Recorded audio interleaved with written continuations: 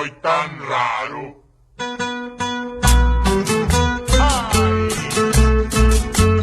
¿Qué voy a hacer si soy tan raro?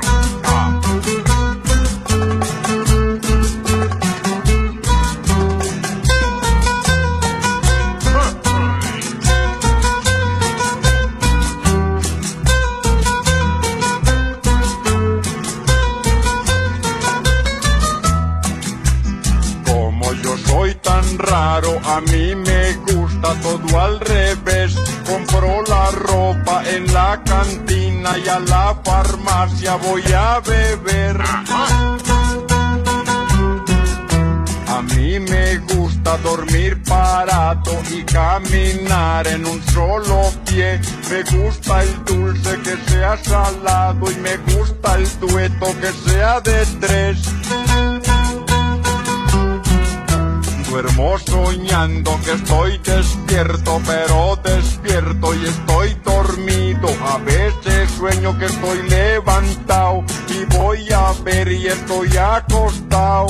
Como yo soy tan raro, como yo soy tan raro, como yo soy tan raro, como yo soy tan raro.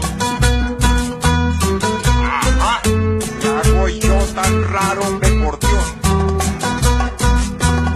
Bailen las manos mías, como yo soy tan raro. ¿Qué hacemos pues? Si no me caso porque como soy tan raro.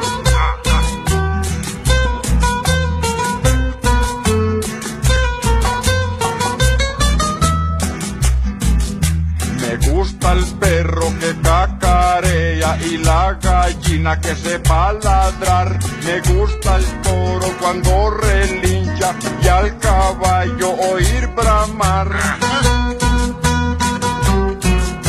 Me gusta el día cuando es de noche para de día yo trasnochar. Admiro al ciego que pueda verme, lo mismo al mudo que pueda hablar.